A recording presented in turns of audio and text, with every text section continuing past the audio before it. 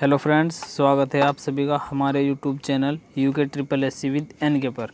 तो फ्रेंड्स, आज आपको जो यहाँ पर मैं क्लास दूंगा, यहाँ पर आपको हिंदी की आपको यहाँ पर मैं क्लास दूंगा, तो जिसमें मैं आपको शुरू से लेकर बेसिक से लेकर आपको लास्ट तक यहाँ पर इसी तरीके से वीडियो आपको अपडेट कराता रहूँगा। तो फ्रेंड्स, अगर आप हमारे इस चैनल पर नए हैं और आप यहाँ पर इस चैनल पर पटवारी, लेखपाल, वीडियो, वीपीडीओ से संबंधित या उत्तराखंड से संबंधित किसी भी एग्ज़ाम की तैयारी कर रहे हैं, तो आप हमारे इस चैनल को सब्सक्राइब कीजिए, वीडियो को लाइक कीजिए और ज़्यादा से ज़्यादा शेयर ज़रूर कीजिए। तो चलिए वीडियो को स्टार्ट करते हैं। हमारा जो हिंदी में पहला चैप्टर रहेगा हमारा वर्ण रचना। तो वर्ण रचना क्या होती है, पहले हम आपको बताएं वर्ण रचना क्या है। जैसे हम कुछ भी शब्द बोलते हैं तो मतलब शब्दों के मेल मिलाप को क्या कहा गया है, यहाँ पे वर्ण रचना कहा गया है। जैसे अब मैं इसकी क्या करूँगा, यहाँ पे डेफिनेशन पढ़ूंगा कि मुख से निकलने वाली प्रत्येक सार्थक ध्वनि को क्या कहते हैं, वर्ण कहते हैं। तो प्रश्न आ जाए आपके पास कि मुख से निकलने वाली प्रत्येक सार्थक ध्वनि को क्या कहते हैं, तो क्या कहते हैं, यहाँ पर वर्ण कहते हैं। तो मुख से निकलने वाली प्रत्येक सार्थक ध्वनि क्या कहलाएगी, हमारे पास वर्ण कहलाएगी। इसीलिए ध्वनि की अभिव्यक्ति की न्यूनतम इकाई मानी जाती है।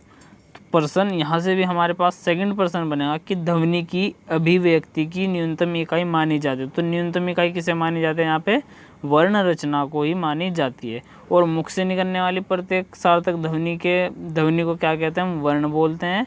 और ध्वनि की अभिव्यक्ति को न्यूनतम इकाई कैसे मानी जाती है, यहाँ पे वर्ण को ही माना जाता है। और यहाँ पे फिर नेक्स्ट पढ़ेंगे कि हिंदी में वर्णों की मूल संख्या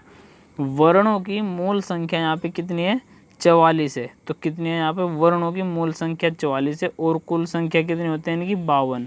ठीक है, तो आप यहाँ पे धीरे धीरे आपको यहाँ पे सब समझ में आ जाएगा। तो 44 किस तरीके से और 52 किस तरीके से, ये भी आपको हमने अभी तक पढ़ाई है कि हिंदी में कुल कितने वर्ण होते, तो कितने वर्ण होते हैं, 52 वर्ण होते हैं कुल की बात अगर मैं। और मूल की अगर मैं बात करूँ, मूल यहाँ पे हमारे पास 44 होते हैं। ठीक है, तो 44 होते हैं। ठीक, ये भी आपको मैं यहाँ पे धीरे धीरे सब समझ में आ जाएगा। फिर नेक्स्ट है कि हिंदी के वर्गों का वर्गीकरण। हिंदी के जो वर्ग हैं उनके वर्गीकरण, तो इनका जो हिंदी के वर्गों का वर्गीकरण है 3 रूपों में हुआ है।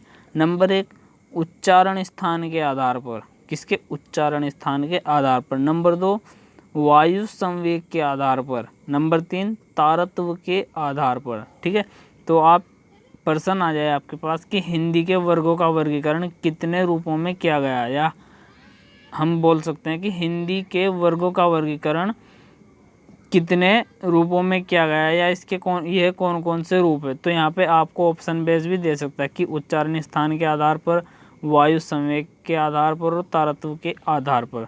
तो उच्चारण क्या है यहाँ पे, उच्चारण यहाँ पे जो हम बोलते हैं, वायु संवेग जो हमें कुछ शब्द को, वर्ण को बोलते समय वायु अंदर बाहर होती है उसमें। फिर तारत्व जिसमें जीभ थोड़ी क्या करते हैं, जीभ आगे पीछे होती है, तो उसको तारत्व के आधार पर। तो हम यहाँ पर पहली हेडिंग पढ़ेंगे उच्चारण स्थान के आधार पर। तो संपूर्ण वर्गों को 2 रूपों में बांटा गया है। तो संपूर्ण जो वर्ण होते हैं हमारे पास 2 ही रूपों में बांटा गया है, एक स्वर और एक व्यंजन। ठीक है, तो स्वर और व्यंजन के जो रूपों में बांटा गया, तो उच्चारण स्थान के आधार पर ही बांटा गया है। तो प्रश्न भी आपके पास आ जाए कि उच्चारण स्थान के आधार पर वर्णों को कितने रूपों में बांटा गया। तो वर्णों को कितने रूपों में बांटा गया, यहाँ पे 2, नंबर 1 स्वर और दूसरा व्यंजन। ठीक है, तो यहाँ पे स्वर की बात करूँ, जिन वर्णों का स्वतंत्र अस्तित्व होता है, जिनके उच्चारण में कम समय लगता है, उन्हें क्या कहते हैं, हम उन्हें स्वर बोलते हैं। इनकी संख्या कितनी होती है, 11 संख्या होती है। कहने का मतलब प्रश्न आपके पास आ जाए कि जिनके उच्चारण में कम समय लगता है उन्हें क्या कहते हैं, या जिन वर्णों के उच्चारण में कम समय लगता है उन वर्णों को क्या कहते हैं। तो उन वर्णों को क्या कहते हैं, स्वर बोलते हैं, स्वर वर्ण बोलते हैं। ठीक है, तो वो कौन कौन से होते हैं हमारे पास। नंबर 1 हम यहाँ पे पढ़ेंगे अ, आ छोटी बड़ी, अ आ छोटी बड़ी छठा उ ऊ। मतलब इस तरीके से हम यहाँ पे क्या करेंगे, अ आ ई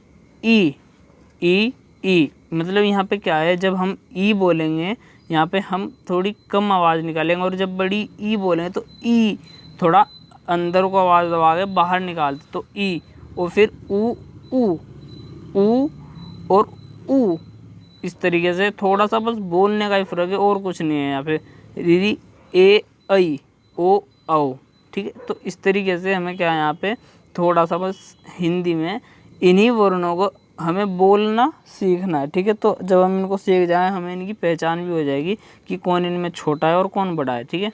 तो जैसे कि अ, आ, ई, मैं यहाँ पे ई बोल रहा हूँ और नंबर 2 पे क्या बोल रहा हूँ, ई।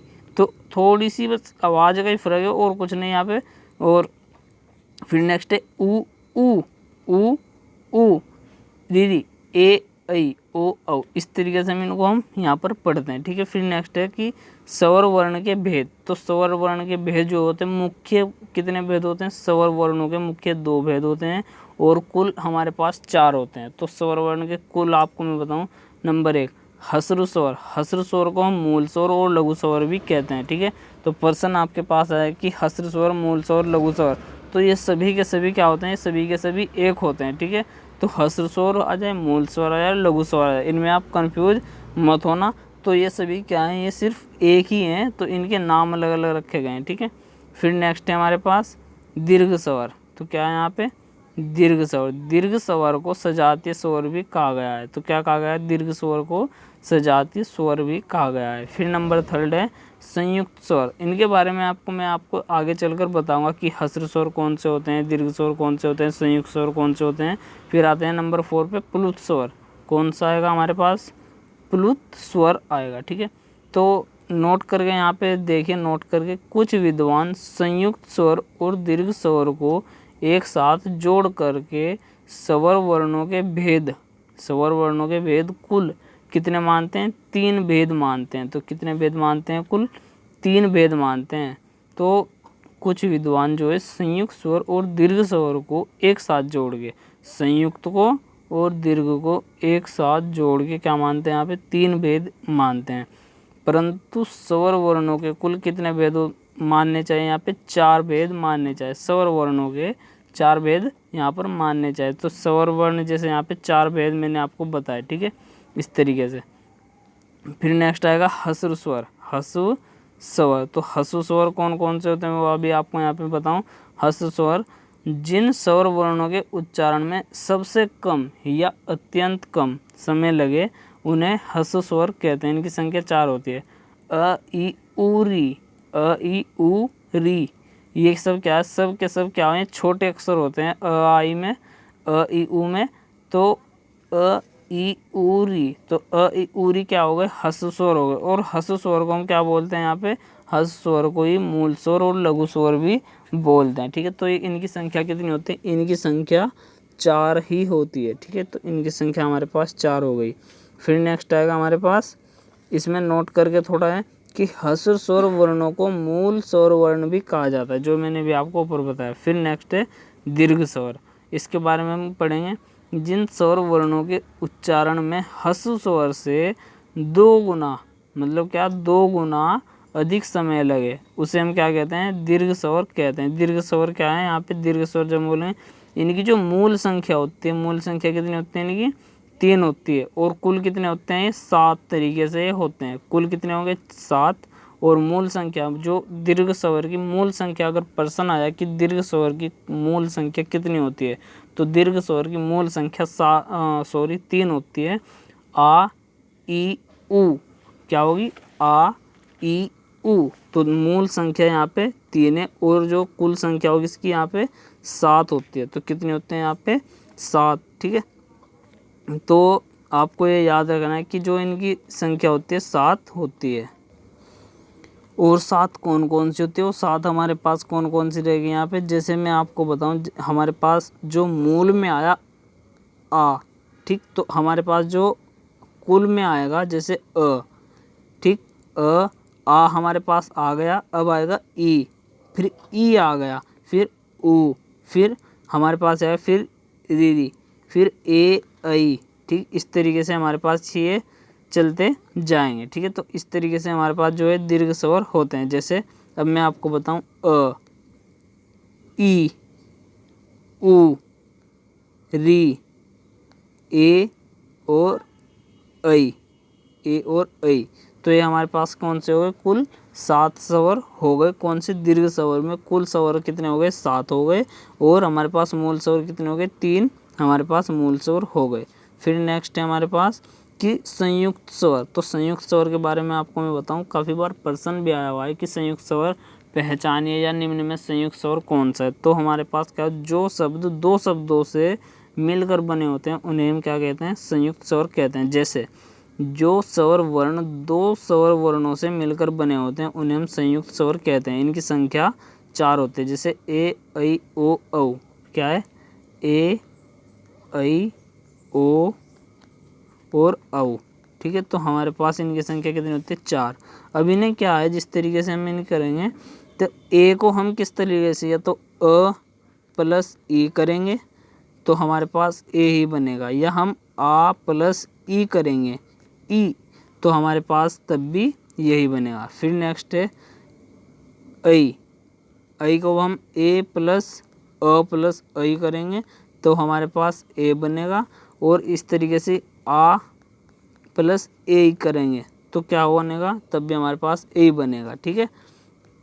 और इसी तरीके से ओ को अगर हम अ और ऊ करेंगे, अ धन जमा ऊ करेंगे तो हमारे पास औ बनेगा, क्या बनेगा, ओ बनेगा, ठीक। फिर इसी तरीके से नेक्स्ट है औ का, तो अ धन जमा ओ करेंगे तो हमारे पास क्या बनेगा, औ, ठीक है। तो इस तरीके से हमारे पास ये संयुक्त स्वर की पहचान भी होती है और इनको कुछ याद करने के तरीके सभी के अपने अलग अलग होते हैं। फिर नेक्स्ट स्टेज में नोट करके कि कुछ विद्वान संयुक्त स्वर वर्ण को दीर्घ स्वर वर्ण के साथ जोड़कर, किसके, दीर्घ स्वर वर्ण के साथ जोड़कर दीर्घ स्वर वर्णों की संख्या कितनी बताते हैं, यहाँ पे 7 बताते हैं, ठीक है।